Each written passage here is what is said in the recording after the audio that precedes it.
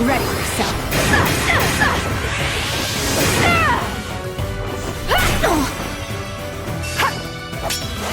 You're probably an excellent Engage player that has beaten the Corrupted and Sombron a half-dozen times in the story, but have you ever considered what the upper echelons of Engage PvP looks like? Does it seem daunting to you to figure out or even prepare a team for the Outrealms PvP meta? You're in the right spot. This video is a summarization of my 100-hour experience preparing for and playing through my perfect 100-0 Outrealms attack record, leading to my eventual score of 2200. First, a quick review for the uninitiated. To get to the most competitive PvP mode in Engage, you must go to the Tower of Trials in the Somnial. Then you will click Outrealm Trial, and you will need a Nintendo Online membership. Then click Custom Battle, Start Battle, and finally click Random.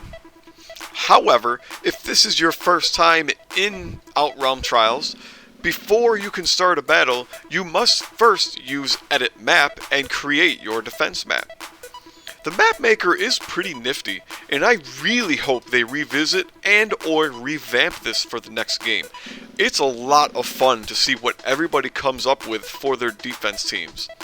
You can place anything from water to completely impassable blocks down on your map, and then kit out your defense team and pick their starting positions. Keep in mind that any units and rings on your defense team cannot be used on your offense team. Once your map is created, you can actually search for a fight. You'll be match made into another player's defense, where you can review the board and set up your army before starting up the battle. Your score will go up if you win the battle. Now, I'm going to give you some nuggets of advice if you want to win games, understand Outrealms, and climb the ranks quickly. Number 1, training. At the absolute minimum, you should train 8 units to max stats in their class, and also get them to rank 20 bond with their primary emblem rings, and inherit 2 skills for them. I'd also highly suggest maxing out another 12 units, since in all reality you need a total of 20 units to fill out 12 for your defense and 8 for your offense. Going forward, I will assume that your units have max bond with whichever emblem rings they are wearing. Number 2, weapons prep. Try to forge each of your 8 to 20 units with at least 1+5 weapon. I strongly suggest that weapon either being a brave weapon or a range 1 to 2 weapon such as the Levin Sword or the Tomahawk. Additionally, you can augment a few of your Engage weapons by defeating the level 40 or higher Tempest Trials once or twice, but this is where diminishing returns kicks in pretty hard. The grind to augment Engage weapons is arguably steep, and for relatively small returns. Number 3, Holdout. Holdout is a top-tier inheritable skill from Roy, which prevents the holder from dying in combat if the holder had at least 2 HP at the start of that combat. It's extremely useful for defense units especially, and still pretty useful for your offense units. Other than Engage attacks, the only way to kill a Holdout user in a single combat is with a critical hit from somebody holding the Decisive Strike ability from Camilla.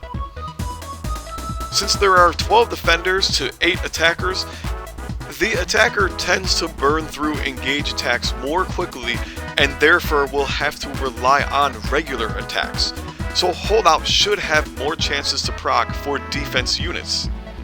Note, lethality does not kill the defender if that defender is in the HP trigger range for Holdout. Also, your Ike and Hector users might not need Holdout, given the massive defensive enhancements that those emblems already give your unit, so they might benefit more from inheriting something like HP plus 15, or HP Luck plus 10, or even Gentility instead of Holdout. Number 4, Divine Pulse. Divine Pulse is an inheritable skill from Byleth, which enables extreme consistency for your units. It gives you a 50 plus luck stat percent chance to overwrite a missed attack and make it a hit instead. In effect, if your unit has 30 luck and your on-screen hit rate is 0%, your unit will still have an 80% under the hood chance to hit their attack thanks to Divine Pulse. It is especially powerful because it even procs on offensive stabs such as End Trap and Freeze, which are both potent on Outrealms offense. Note that if your unit has Divine Pulse and at least 50 luck, they cannot miss with their stabs and attacks, with one exception. Miracle, number 5. The Finn Bond Ring found under Leaf's world has the key to defeating Divine Pulse, Miracle. Now, this is not an inheritable skill, so you will have to give up your Engage ring in order to wear the Finn Bond Ring. Miracle gives your unit a luck percent chance, capped at 50, to automatically dodge an attack that would have killed them. Be aware that Engage attacks will ignore this effect and still kill you, just the same as they ignore Holdout. This ring is decent for filling out units that you don't have an Emblem ring for, and if you're like me and you don't have the DLC, this can easily go on many of your units. There are two main reasons why Miracle is good. First, a successful Miracle proc forces Divine Pulse and Sure Strike to miss, making it one of the few ways to beat Divine Pulse. And yes, I did test Sure Strike in a test battle, and it does not hit through Miracle. And secondly, combined with Holdout, whenever an opponent would trigger Holdout with their attack, a Miracle check happens first. This means that, other than Engage attacks and Decisive Strike, your unit should always have at least 2 chances to roll Miracle, since Holdout will get you an additional chance to roll Miracle while the unit is at 1 HP. Each successful Miracle roll snowballs and generally means you get another chance to roll Miracle. This occasionally leads to streaks of 3+ miracles in a row, draining an opponent's resources as they continuously waste attacks trying to kill your unit. And as a final honorable mention, I'll bring up Bane. This is Soth's Bond Ring from Micaiah's world. This gives the holder's attacks a Dex divided by 2% chance to reduce the defender's HP to 1, meaning this doesn't trigger Holdout nor Miracle, and sets up a pretty easy kill for one of your other units to follow up on. Although Dex divided by 2 is usually not much higher than 20 or 25% in most cases, so this is not going to be very reliable, unfortunately. This is a somewhat common ring that I see on defense mage cannoneer units, because they can shoot mostly uncontested from long range and very easily set up another kill for another unit. Thanks for sticking through the video. Engage with the like button and let me know in the comments if you are interested in seeing more Outrealms related content. I personally think it's a very interesting meta and I enjoy discussing and playing it.